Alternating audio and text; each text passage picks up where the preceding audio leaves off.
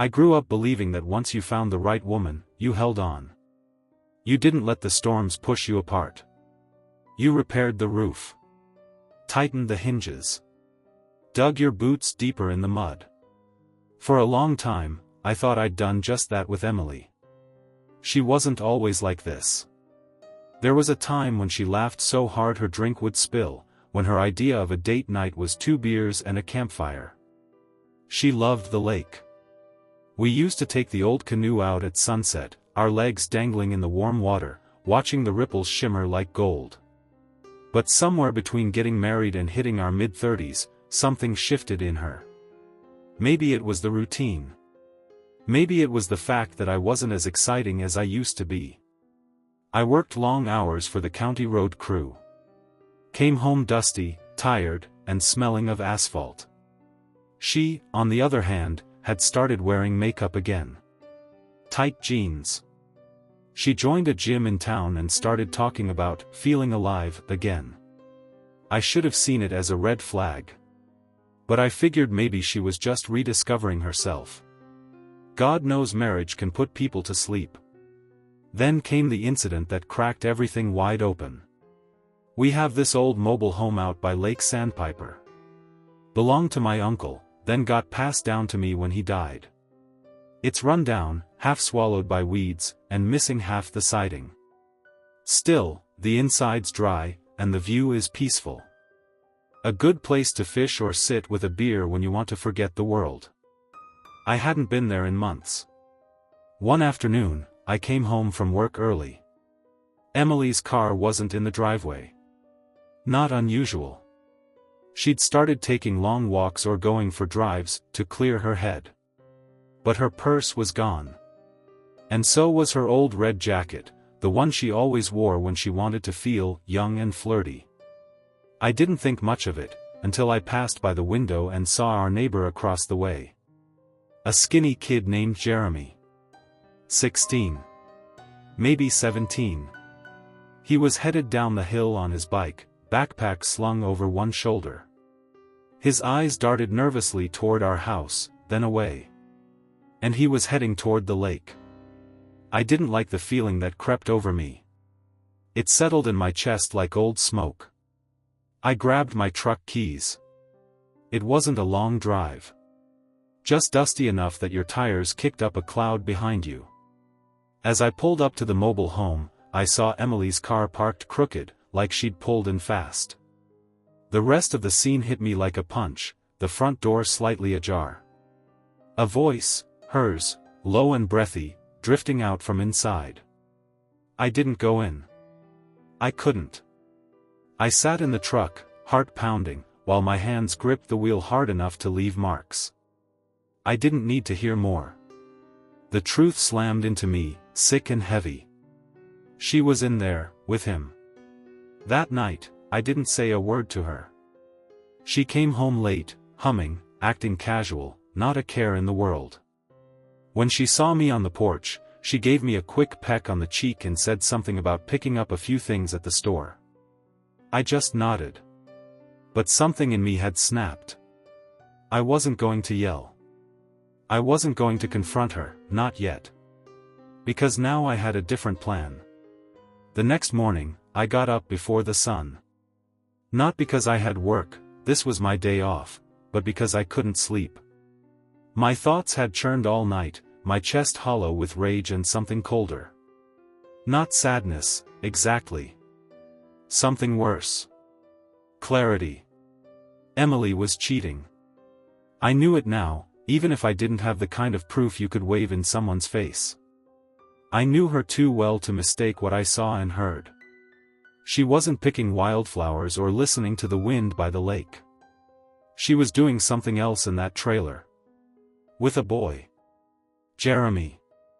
He'd always seemed like a quiet kid. Polite, a little awkward.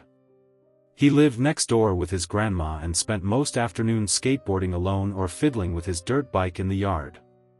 I never gave him a second thought. Until now.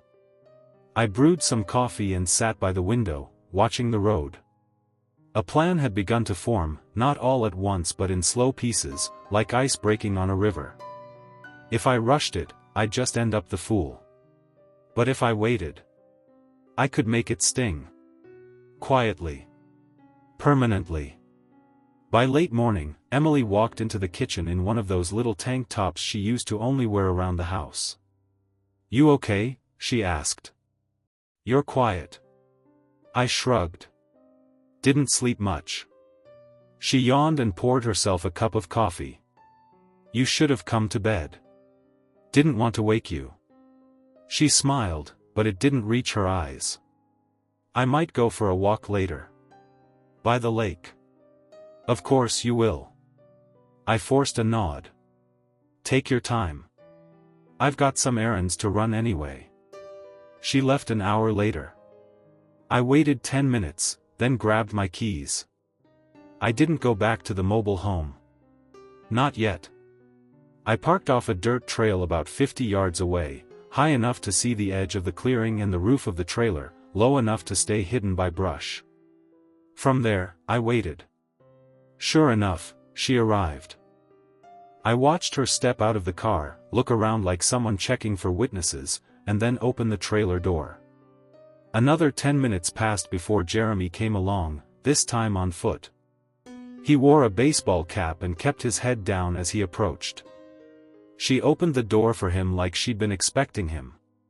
Then they disappeared inside. I stayed in my truck, fists clenched, my jaw tight enough to hurt. The seconds dragged. I told myself not to storm in. That wasn't the kind of revenge I wanted.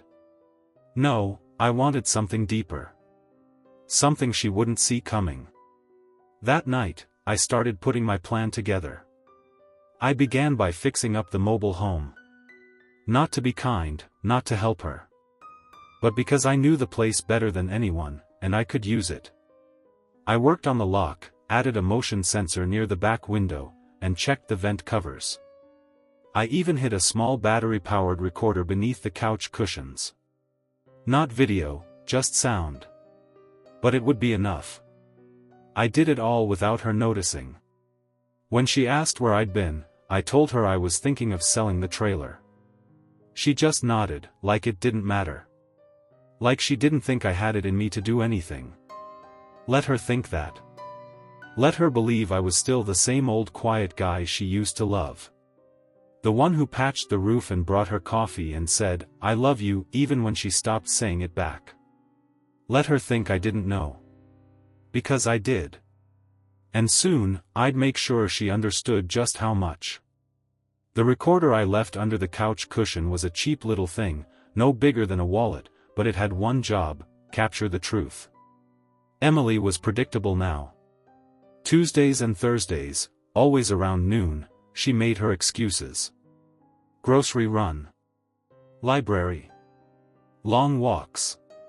She thought I was clueless. I acted like I was. Smiled. Asked how the walk went. Said, "Sounds nice." She nodded, eyes on her phone. No guilt, not even a flinch. That was when I realized something that cut deeper than the affair: she didn't even care if I knew. Somewhere along the line, I'd stopped being her husband. I was just a fixture in the house, like an old coat hook she never used anymore.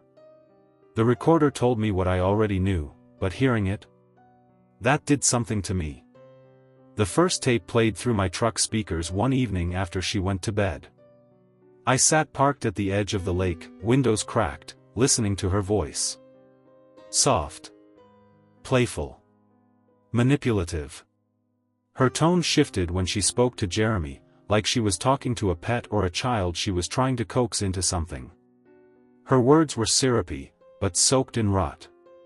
"You're a man now, Jeremy," she whispered. I slammed my fist into the dashboard. Not because of what she said, but because of how calmly she said it. Like it was nothing. Like none of it mattered. But it did. It mattered to me. I copied the recording to a flash drive and hid it in my toolbox. Then I went back and rearmed the recorder for the next visit. This wasn't about catching her anymore. It was about building a case. Quietly. Patiently. The way a spider builds a web and waits, not out of anger, but out of instinct. By the end of the second week, I had 4 recordings. I never listened to the full tapes. I couldn't. Just a few seconds of her voice was enough. But I saved them all, labeled them with dates, and backed them up twice, once to a drive and once to my old laptop. I didn't tell anyone. Not my brother. Not my coworkers. This wasn't something I could say out loud. Nobody wants to hear that your wife has been sneaking off with a neighborhood kid. No one wants to know you've been sleeping beside a stranger. But I had a different idea for how this would all end. I wasn't going to confront her. Not yet. I wasn't going to blow up the house or chase Jeremy down or show up at his grandma's with a baseball bat. That's the kind of thing people expect from angry men. No, I was going to hurt her the way she hurt me. With silence. With shame. With truth. Then came the night that changed everything. I got home late from work, covered in dust and sweat. Emily was already home, sitting at the kitchen table with a glass of wine and freshly painted nails. "Long day?" she asked. "Yeah," I said, setting my gloves down. "Might head out to the trailer later. Take a look at the water pump." Her face twitched, just for a second. Barely enough to notice. "You thinking of fixing it up?" "Maybe," I said. "Figured someone should." She nodded slowly. Then went back to her wine. Later that night, while she slept, I slid out of bed and made my way down the hallway. I opened the old filing cabinet where we kept the photo albums and pulled out a manila envelope. Inside were copies of her texts, screenshots I had quietly synced from her old iCloud account. She thought she'd wiped the evidence. But nothing ever really vanishes. That envelope? It was going to be part of her downfall. And it was only the beginning. I used to believe that time could fix anything. That if you gave it long enough, wounds would heal, people would come to their senses, and love, real love, would win out. But I don't believe that anymore. Some wounds fester. Some people rot from the inside. And some love turns so cold and twisted, it stops being love at all. That's where Emily and I had arrived. The marriage we once had was gone, burnt down to cinders. All that remained was this cold, quiet house, and the mask she wore every day when she came home smelling like sweat and cheap perfume. But now the time for gathering was over. It was time to pull the string. I started by fixing the pump at the trailer, not because I cared about the plumbing, but because it gave me a reason to be seen working out there. I wanted her to get nervous. I wanted her to wonder what I knew. Let paranoia do its work. One afternoon, while she was out, I walked over to Jeremy's place. His grandmother was weeding the front flower bed. Her knees were bent awkwardly, her hands buried in the dirt. She was maybe 70, wiry and sharp-eyed. "Afternoon, Maureen," I said, giving a small wave. She looked up, shading her eyes. "Well, hey there, Tom. Haven't seen you in a while. Been busy." I hesitated, then added, "Jeremy around?" She shook her head. "Out on his bike, I think. He's been gone a lot lately. Don't know where he goes off to, but he always comes back looking dazed and red in the face. Teenagers." She rolled her eyes. I nodded. "Yeah, kids'll be kids. Everything okay?" "Yeah," I lied. "Just thought he might want to help me clear some brush near the lake. Might pay him a few bucks. I'll let him know." As I turned to leave, I felt the guilt creeping in. Not guilt for what I was doing, but for how naive she was. She had no idea what her grandson was being pulled into. No idea who was pulling the strings. That was the thing about Emily. She didn't just betray me. She betrayed everyone who ever thought she was something better than this. That night, I laid out my next move. In the back of our closet, I found Emily's old journals, spiral-bound notebooks she hadn't touched in years. Most of it was harmless, quotes, doodles, old poetry. But in one, buried near the end, was something that caught my eye. "I feel invisible," she wrote. "Like I could walk into traffic and no one would blink. I want someone to see me. Not for who I used to be, but for what I still have left." It wasn't proof. But it was motive. I scanned the pages, saved them to a private folder, and locked it down with a password only I knew. Then I printed off just one page, the one where she talked about wanting to be seen by someone who hasn't lived through marriage, who's still wide-eyed. That was enough. Enough to scare her.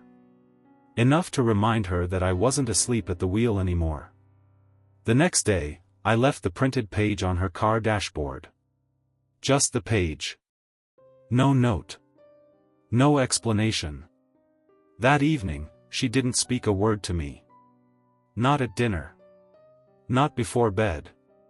Her hands trembled when she poured her wine, and her smile was a little too forced when she said, "Long day, huh?" I just nodded. "Yeah. But things are starting to come together." She froze mid-sip. "What things?" "Trailer stuff." "Oh. Right." She didn't sleep well that night. I heard her tossing, getting up to use the bathroom twice, pacing the hallway. The paranoia was blooming. Good. That was just the start. I knew I couldn't go to the cops, at least, not yet. No solid evidence of a crime. No camera footage. Just whispers and shadows. But I wasn't trying to get her locked up. I was going to make her unravel. Emotionally. Socially. Personally. I'd already collected the texts, the audio recordings, and now I had her journal entries. It was time to start showing her what it felt like to live in fear. Not of violence. But of exposure. And that, I knew, would terrify her more than anything else. Emily didn't mention the page I left on her dashboard. Not a word. But I knew she saw it. She held her purse tighter, double-locked her car door that night, and checked over her shoulder more than usual. She was unraveling. Slowly, the way a thread comes loose on a sweater, barely noticeable at first, but once it starts, it never stops. That was the goal. I didn't want a blowout argument. I didn't want her to cry or confess or scream. I wanted her to think. To wonder. To lie awake each night wondering what I knew, how much I had, and when I'd strike. It was already working. She started acting like a stranger again. Her outfits changed, no more tight gym clothes or red lipstick in the kitchen. She didn't smile when she left the house. Her phone never left her hand. She was on edge. One night, I tested the waters. "You seem tense lately," I said at dinner. "Everything okay?" She looked up, caught off guard. "Yeah. Just tired." "From what?" She hesitated. "Just stuff. Thinking too much, I guess." I nodded slowly, letting the silence thicken between us. Then I said, "Been thinking a lot myself." She didn't ask what about. 2 days later, I dropped another breadcrumb. This time, I left a plain brown envelope on her pillow while she was out. Inside, a flash drive. On it, a 5-second audio clip from the trailer. Just her voice. Nothing graphic. Just this. "You're a man now, Jeremy." No context. No threats. Just those words. When I got home, she was sitting on the edge of the bed, the drive in her lap like it had burned her. I walked in, didn't say a word. Hung up my jacket. Kicked off my boots. She spoke first. "Where did you get this?" I shrugged. "Does it matter?" She stood slowly. "That's not what it sounds like." I raised an eyebrow. "Really?" She opened her mouth, then closed it. Sat down again. I walked into the bathroom, ran the faucet, gave her time to stew in it. She didn't bring it up again that night. Didn't ask what else I had. Didn't even look at me when she crawled into bed. Which told me one thing: she was afraid. But not enough. Not yet. A few days later, she skipped her usual lake visit. Instead, she stayed home, cleaning things that didn't need cleaning, burning a candle that smelled like citrus and panic. She didn't talk much. Barely touched her food. That night, I dropped the next bomb. I called Jeremy. Not to yell. Not to threaten. I wouldn't give Emily that kind of ammunition. I called from a blocked number and waited until he picked up. I could hear the uncertainty in his voice the second he said, "Hello?" I kept it short. "Hey, Jeremy. I know about the mobile home." Silence. "Tell your grandma you've been sneaking out. Before someone else does." I hung up before he could respond. Let that sink in. The next morning, Maureen was standing in her front yard, hands on her hips, talking to Jeremy in a tone that could peel paint. I couldn't hear her words, but the kid looked like he wanted to crawl into the earth. I sat on the porch, sipping my coffee like it was just another day. Emily came out half an hour later, eyes bleary, jaw clenched. She didn't say where she was going, just grabbed her purse and left. No kiss. No goodbye. That was fine by me. She'd dug this grave. I was just handing her the shovel. After the scene in Maureen's yard, everything got quieter. Too quiet. Emily stopped going to the lake completely. She didn't touch her wine. Didn't touch me. Most nights she sat curled up on the couch with a blanket, her phone face down, TV on but not watching. Her walls were up now, higher than ever. Which told me something was shifting. I'd expected her to confront me, to accuse or lie or try to get ahead of it. But instead, she retreated. That scared me more than anything. Because it meant she wasn't panicking anymore, she was planning something. One night, I checked her laptop while she showered. Nothing in the browser history. No emails. No backup files. It had all been wiped clean. Smart.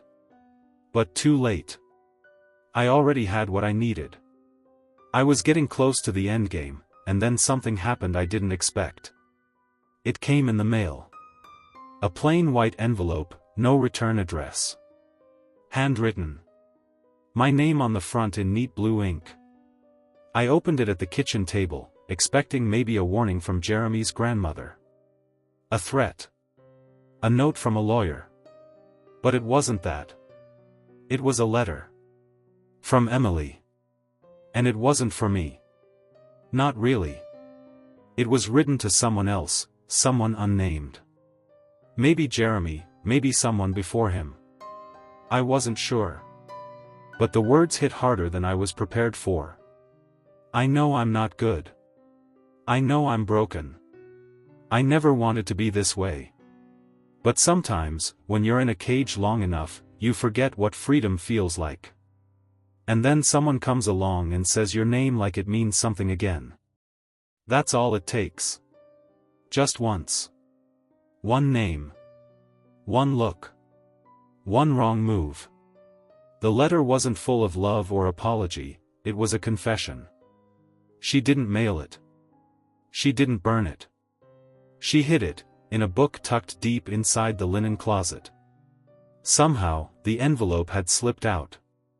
I'd found it purely by accident, when I was searching for duct tape. And reading it made me feel something I didn't expect. Not pity. Not forgiveness. Just confusion. Because for the first time since this whole thing started, I realized, maybe she wasn't doing this because she was evil. Maybe she was just damaged. Hollowed out from the inside. And trying to fill the void with the worst choices possible. But that didn't excuse it. She still chose betrayal. She still destroyed us. Still, I wasn't dealing with some cold-hearted monster. I was dealing with a wounded person wrapped in poison. And people like that? They don't crash. They implode. The next morning, she left the house early. Didn't say where she was going. Her purse was gone, but her car keys were still on the hook. I watched from the window as a rideshare car pulled up and she climbed in. Strange. I followed at a distance. Took the truck. Kept my lights off. She went downtown, to a place I hadn't seen her visit in years. The courthouse. I parked across the street and waited. She went inside. Stayed for half an hour. When she came back out, she wasn't alone. A man walked beside her. Tall. Expensive suit. Gray at the temples. A lawyer. I took pictures. Not because I needed them. Because I needed to remember how it felt to see her walk beside another man and smile again. Then I went home and waited. That night, she sat down across from me at the kitchen table. I filed for divorce, she said. Just like that. No anger. No apology. No tears. I stared at her for a long moment. Then asked, why now? She didn't blink. Because I think you know what I've done. And I think you're waiting to punish me for it. And I don't want to live like that anymore. I nodded slowly. So this is your escape? No. This is me finally setting fire to the house before it collapses on both of us. Then she stood and went upstairs. I sat there, staring at the spot she'd just been in. And all I could think was, I didn't even have to use the recordings. Not yet. But now. I wasn't sure if I still would. Because something about this turn. It felt too easy. And I don't trust easy. Not when it comes to Emily. The night after Emily told me she filed for divorce, I didn't sleep. Not because I was heartbroken. I'd already buried my love for her under layers of silence and bitterness. No, what kept me awake was the gnawing suspicion that I was being played, again. It was all too clean. She filed without a fight. No tears. No bargaining. Just a quiet statement and a retreat upstairs. It didn't feel like surrender. It felt like misdirection. The next morning, she acted like a guest in her own home. She avoided my eyes, busied herself cleaning the baseboards, making polite conversation like we were distant cousins at a funeral. But the whole time, I could feel something ticking behind her smile. A clock I wasn't allowed to hear. That's when I decided to go back to the mobile home. I hadn't stepped inside in weeks. Not since I'd started my quiet campaign of psychological warfare. But something about her sudden shift made me want to double-check the scene of the crime. Just in case I'd missed something before. The place was exactly as I remembered, dusty, stale, untouched. Or so it seemed. But when I opened the bedroom drawer, I noticed something new. A phone. Not hers. Not mine. An old burner, half dead, hidden under a pair of torn jeans and a cracked flashlight. I plugged it in. There were no messages, no calls logged, no contacts saved. Just one app installed, an old voice recorder. When I tapped it open, I saw 5 files. 5 recordings. All unlabeled. I hit play on the first one. Emily's voice. Clear as day. Don't tell anyone.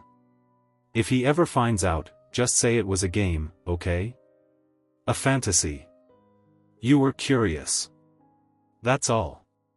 The second recording was worse. More detailed. I stopped halfway through.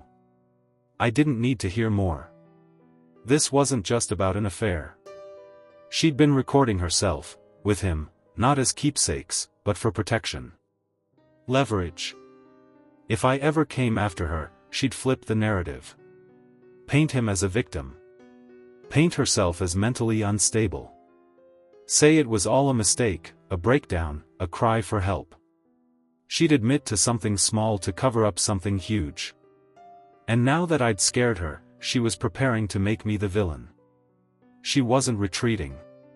She was resetting the chessboard.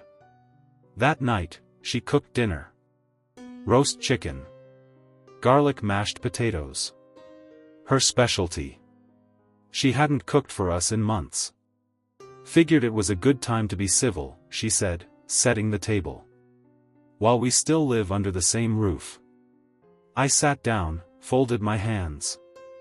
I went to the trailer today, I said casually. She didn't miss a beat. Oh yeah? Haven't been there in a while myself. Found a phone. That stopped her. For half a second, her left eye twitched. Then she smiled. Strange.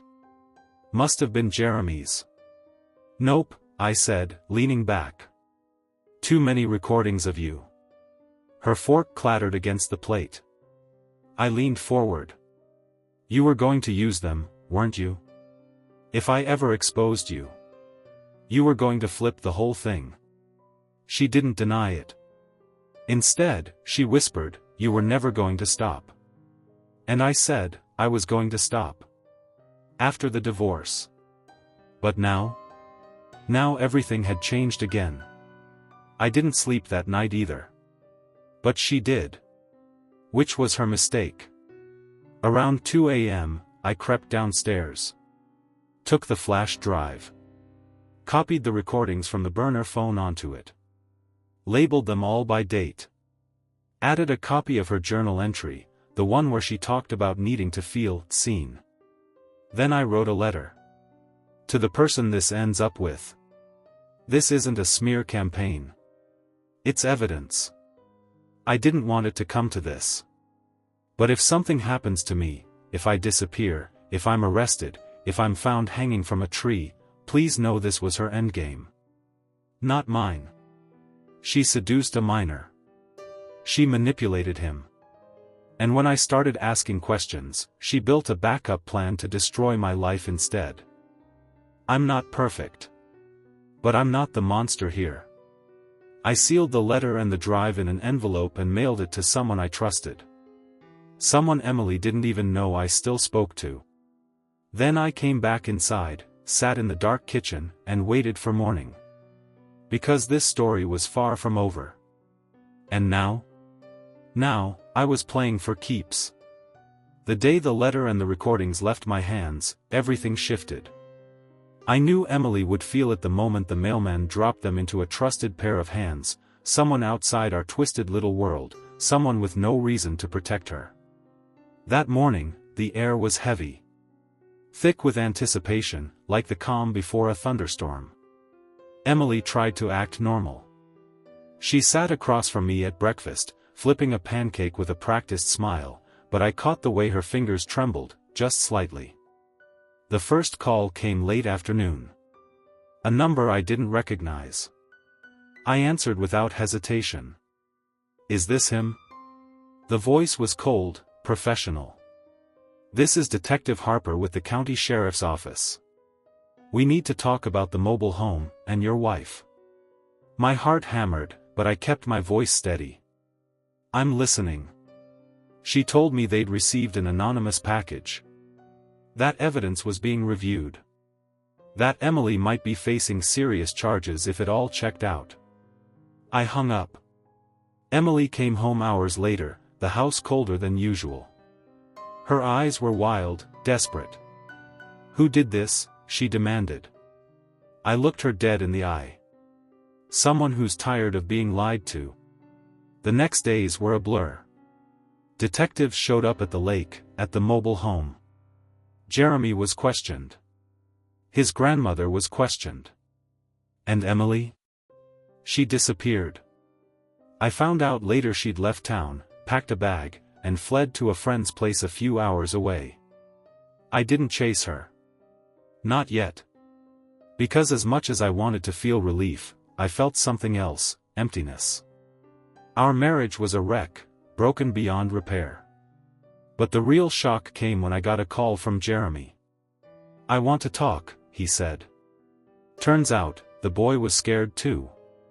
Emily had promised to teach him to be a man, but all he really wanted was to be free. He'd been trapped in the middle of a nightmare, just like me. We met at a diner near the lake. He was nervous, awkward, but honest. "I'm sorry," he said. "For everything." I nodded. "Me too." We talked for hours, about everything, about her, about betrayal, about what comes next. And in that moment, I realized something important. Revenge doesn't always mean breaking someone down. Sometimes, it means breaking free yourself. After my talk with Jeremy, I thought the worst was behind me. The evidence was out there. Emily was gone. The past was a broken mirror, shards scattered everywhere, impossible to piece back together. But life, I learned, loves surprises. 2 weeks later, I got a letter. No return address. Inside, a single photograph. It was taken at the mobile home, from just outside the window. Emily was there, but not alone. There was another woman. Older. Stern-faced. Watching Emily like a hawk. I stared at that picture, heart pounding. Then a folded note. "You think you know the whole story. You don't. Emily wasn't just a predator, she was a pawn. And so was I. Look deeper, or this is the last piece you'll ever see." I didn't recognize the handwriting. That night, I went back to the lake. To the mobile home. Everything looked normal. But when I stepped inside, I found a hidden compartment beneath the floorboards. Inside, a small box. Filled with letters. Dozens of them. Letters from Emily, but not to Jeremy. To the woman in the photo. She wrote about fear, control, escape, how she was forced into things she never wanted, how that woman had her life tangled in a web she couldn't break free from. The truth hit me like a freight train. Emily wasn't the puppet master. She was the puppet. I realized my revenge had been a fight against a ghost. Against shadows in a room I didn't fully understand. And now, I was left with a choice. Do I keep fighting a war with no enemy? Or do I finally let go, and try to rebuild what I can from the ashes? The lake was calm as I stood there, the moonlight reflecting off the water. Sometimes the deepest betrayals aren't about who hurt you, but about how little you knew the people closest to you. I folded the letters carefully, tucked them in my jacket. Then I walked away from the mobile home, and from the past. Because some stories don't end with victory or revenge. Sometimes, they end with silence.